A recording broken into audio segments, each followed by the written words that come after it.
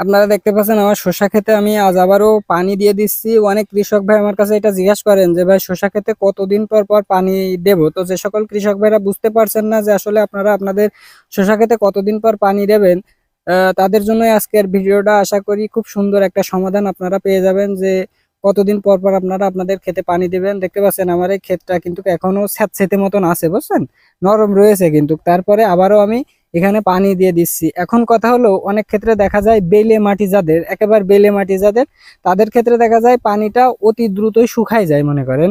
তো সেই সকল কৃষক ভাইরা একটু ঘন ঘন দেবেন। বাট সবসময় একটা জিনিস লক্ষ্য রাখবেন যে আপনাদের ড্রেনটা যাতে একেবারে শুকায় না যায়, সেচ ব্যবস্থাটা ভালো রাখবেন, বুঝছেন। ভালো যদি আপনারা রাখতে পারেন তাহলে আপনাদের যে জালি ঝরা সমস্যাটা আছে এই সমস্যাটা থেকেও কিন্তু আপনারা অনেকটাই মুক্তি পাবেন। তো আমার এখানে 10 শতাংশ জমি, আমি আগামীকালকে এখান থেকে হারভেস্ট করছি 40 কেজি। বাজার দর 1000 টাকা মন পাইছি, মোটামুটি খুবই ভালো দাম পাইছি কিন্তু। তো আগামীকালকে আবারও আমি এখান থেকে শসা হারভেস্ট করব। আশা করছি যে রমজানের প্রথম দিন এখান থেকে খুব ভালো একটা বেনিফিট আমি পাবো। তো যে সকল কৃষক ভাইরা শসা চাষ করছেন, আপনাদের এই ক্ষেতের মাটিটা, আপনাদের যে শসা ক্ষেত, এই শসা ক্ষেতের মাটিটা মনে করেন আপনারা সবসময় নরম করে রাখবেন, বুঝছেন। এই ক্ষেতের মাটি, এই যে যে খোলতে গাছ আছে মনে করেন, এই এই খোলের মাটিটা একেবারে সবসময় নরম থাকে, যাতে সেইভাবে আপনারা আপনাদের ক্ষেতে এই সেচটা দিবেন। আর আপনাদের ক্ষেতটা যদি অতিরিক্ত মাত্রায় শুকিয়ে যায়, সেটাই তো আমি বললামই যে আপনাদের কি কি সমস্যায় পড়তে হবে।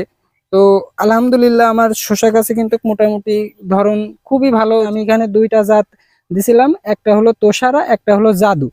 তো তোষারাও ভালো, জাদুও ভালো, কোনোটারে আমি খারাপ বলবো না, কারণ দুইটারই আমার গাছে ফলন ভালো হয়েছে আর কি, আমি ফলন হতে পারছি, এটা আমার জন্য আলহামদুলিল্লাহ। তার কারণ এই ক্ষেত্রে আমি এই শসাটা করছি যে এক পাশে রাস্তাটা গেছে, আর এই চারিকোল দিয়ে মনে করেন 3 পাশেই ধান ক্ষেত।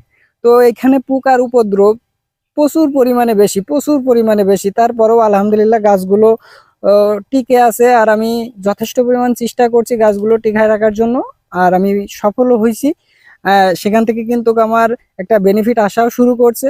তো যে সকল কৃষক ভাইরা কৃষিতে আসবেন ভাবছেন, সে সকল কৃষক ভাইদের একটা কথাই আমি বলতে চাই যে আপনারা যাই করেন না কেন, আপনাদের যদি চেষ্টা থাকে তো অবশ্যই আপনারা সফলতার মুখ দেখতে পারবেন। আর আপনাদের যদি চেষ্টা না থাকে তো কখনোই কিন্তু সেটা সম্ভব না। বাস্তব অভিজ্ঞতা থেকেই কিন্তু আপনাদের মাঝে তুলে ধরি বিভিন্ন বিষয়। আমি কিন্তু লোকের ক্ষেত দেখাই, কখনোই আপনাদের একটা উপদেশ দিই না যে আপনারা এটা না এটা করবেন, এটা না এটা করবেন, এমনটা কিন্তু করিনি।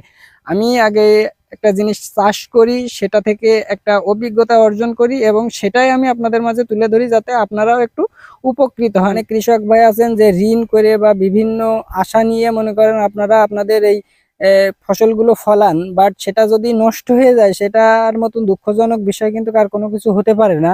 তো তার জন্যই আমি আপনাদের মাঝে তুলে ধরি নিত্য নতুন সমস্যা বা সমাধানগুলো, যে কিভাবে আপনারা এই এই সমস্যা থেকে মুক্তি পাবেন, এই সকল বিষয় আমি কিন্তু আপনাদের মাঝে তুলে ধরি। আমার ভিডিও যদি আপনাদের ভালো লাগে তো অবশ্যই চ্যানেলটি সাবস্ক্রাইব করে পাশেই থাকবেন। তো আজকের ভিডিওটা এই পর্যন্তই, দেখাবো অন্য কোনো ভিডিওতে। ধন্যবাদ।